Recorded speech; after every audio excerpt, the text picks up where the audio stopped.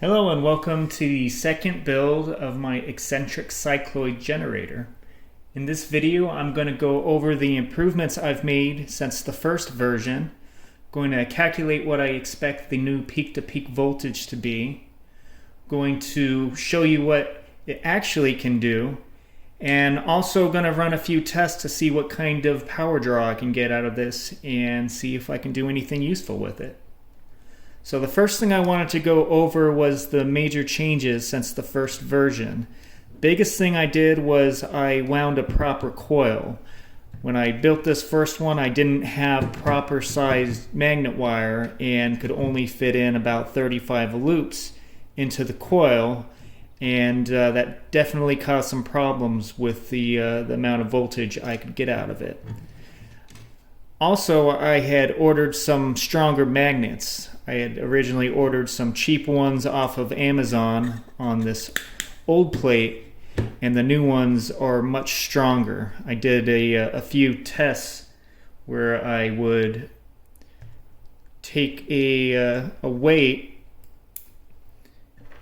and see what it could lift, and this is the old one. It really can't lift too much. But on the new one, these magnets are so strong they want to fly everywhere.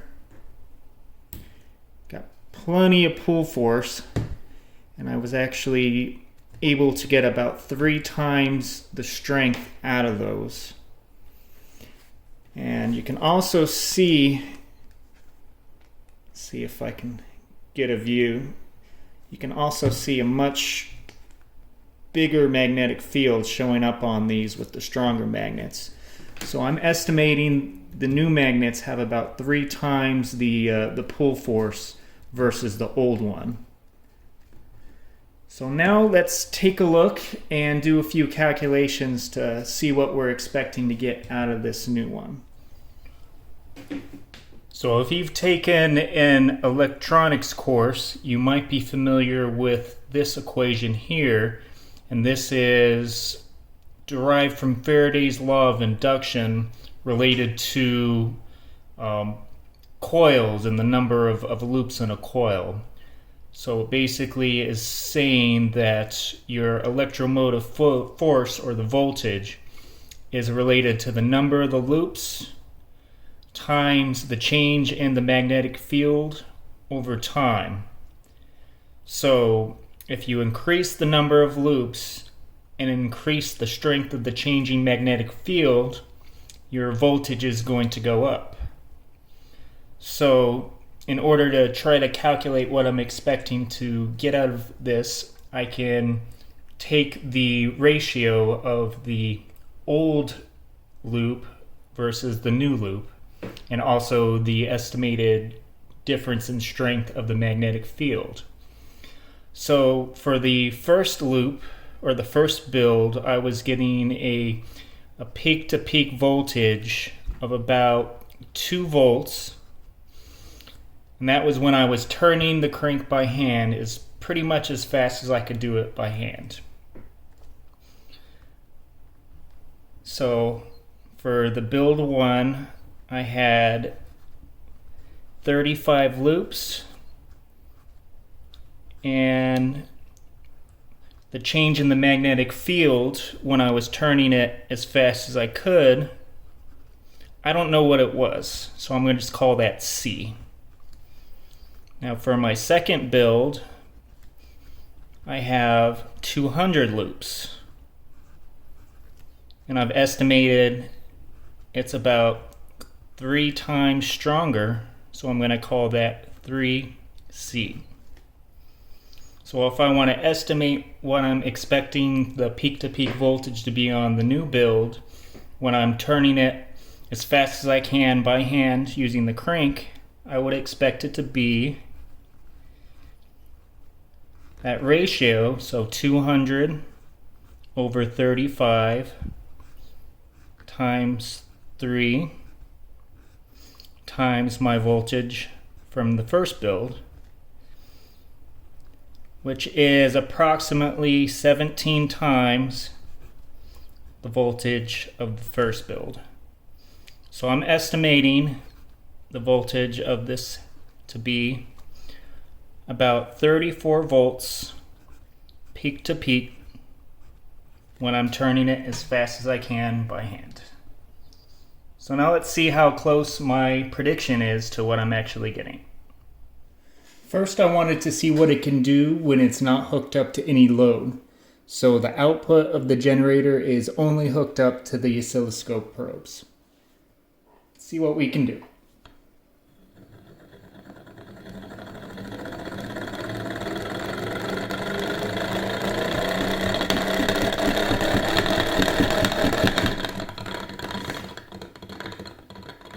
So it looks like the peak-to-peak voltage was about 38 volts when I was spinning this as fast as I could. I've zoomed out a little bit so you have a better view of the board, and I've also connected the output of the generator to this power rail that has 5 red LEDs hooked up to it. Now remember, on the first build, I had to hook a power drill to this device to spin it fast enough even to light up a single LED. But now I can get all 5 to light up just by barely spinning it. And I can get it to go much brighter when I spin it a little bit faster. But if you look at the waveform on the oscilloscope, it's no longer a nice smooth sine wave. Now you have more of a square wave, and it's peaking 5.2 volts peak to peak with an RMS of just over 2 volts. And that's because this generator is not able to produce enough current to satisfy what these are drawing and have enough left over to maintain that higher voltage. I'm going to remove these. I'm going to move my probes to this power rail over here on the other side. And I'm going to hook up the output of my generator to this device in the middle. And this is a full bridge rectifier. And what this is going to do is take my sine wave that's bouncing between positive and negative, and it's going to keep it only on one side. So it's going to transform it to DC. But as you can see, it is DC, but there's a lot of ripples in it. It's going all over the place, and it's going to make it a lot harder to do anything useful with it. So what I need is something to smooth out the ripples, and a capacitor can take care of smoothing it out a little bit. So I need to make sure I'm hooking this up to the right polarity. And now when I spin, I'm getting a much more stable DC voltage. So I'm about 16 volts right there. And if you notice, after the generator stops, it's still holding that voltage because all the voltage is stored in the capacitor. The energy is all in here. And this is why you may have heard that you need to be careful when you are working around capacitors, especially with higher voltages, because they can shock you pretty good because they do store a bit of energy. This one only had about 16 volts in it, so it's not going to shock you too bad, but if you have a lot more stored in there, it can cause some serious problems and give you a good shock. So just be careful when you're working around capacitors. You never know if it's got something stored in there. So I was able to smooth out the voltage, but say I wanted to have a specific voltage to power something like this Arduino board back here.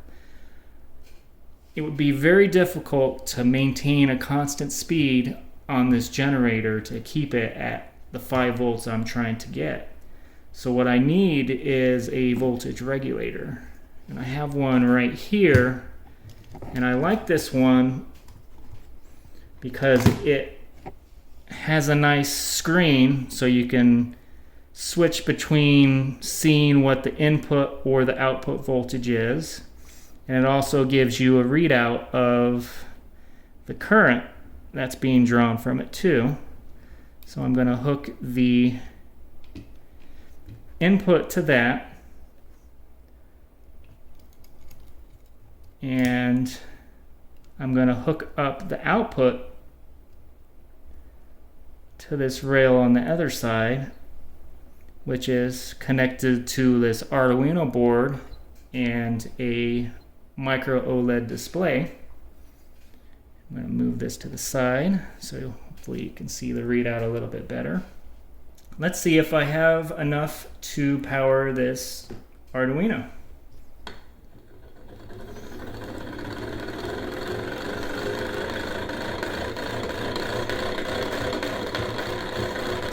So as you can see, it does have enough to power the Arduino, but it's only really drawing about 30 milliamps between the Arduino and the OLED, so it's really not that big of a power draw. So I'm going to hook the output of this to this power rail on the other side that's no longer connected to anything. And I'm going to hook it up to this array of LEDs, which are going to draw a lot more than the Arduino, to see how much current I can draw from it before it isn't able to provide any more. Let's take a look.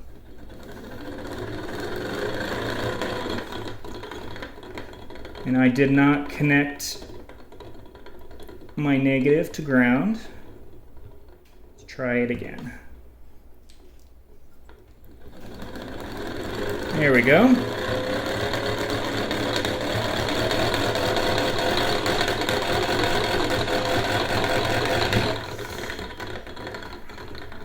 Not sure if you were able to read the screen because it was just barely able to light that up and the LEDs at the same time, but it was drawing about 130 milliamps. Might be able to get 150 if I really spin it fast, but I would say that's about the maximum this thing is capable of for build 2. So at about 5 volts, I might be able to get somewhere between 100 and 150 milliamps. So not going to be able to do too much with it, but if you're looking to power something that like an Arduino that doesn't take too much, this will do the job.